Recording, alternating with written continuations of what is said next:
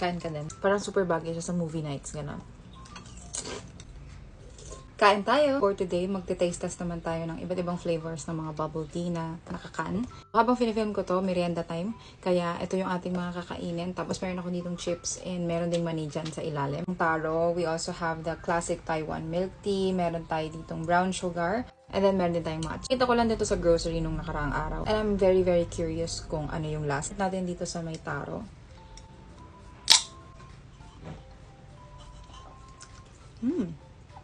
Okay.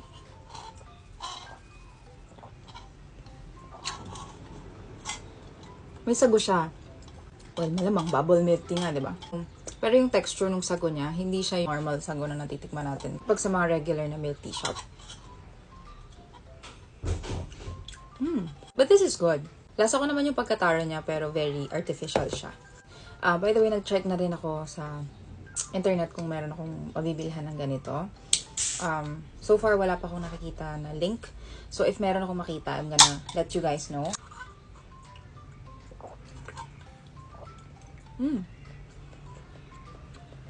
Ito, medyo matabang siya. Basta lalasahan ko dito yung pagka-tea kesa yung milk, which is good for me. Mas gusto ko yun.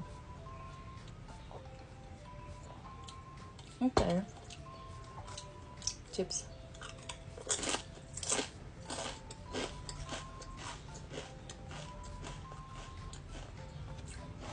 Bagay yung chichirya at saka ito. This is V-cut, by the way. Yung brown sugar.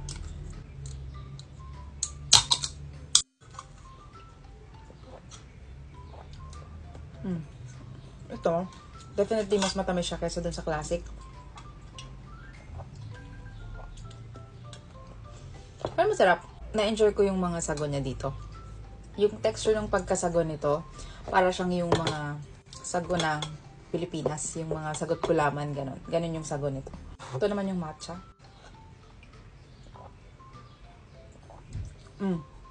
Ito, lasang damo.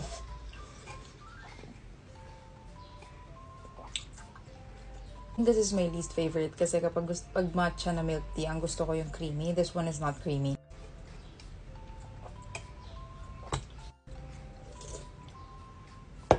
Hindi ko maisip kung ano yung pinaka nagustuhan ko. Pero I like them.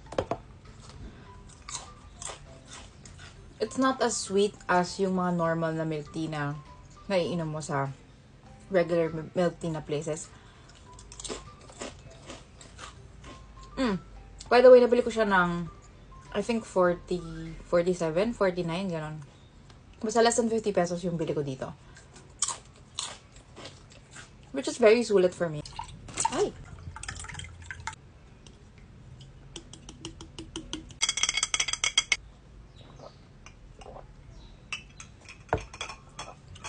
I like this one.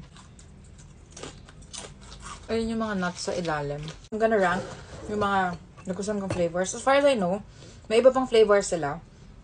Ano ba ito? Parang may mic naman ako.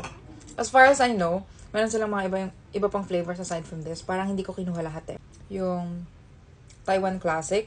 Hindi ko alam kung mas gusto ko ba yung brown sugar or itong taro. Ito kasing taro, sobrang lasa niyang artificial na taro.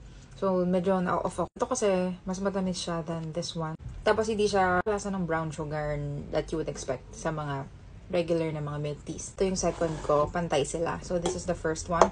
And then, this is the last one. Yung pagkalasang damo nito. I think some people will like this one. But for me, I would like it to be more creamy pa. Ito kasi sila, hindi sila creamy na milk tea. Like, very watered down siya na milk tea. Pero for its price point, like, sobrang sulit nito. Yung kanyang brand is Rico, I think. Tapos ganyan yung itsura niya.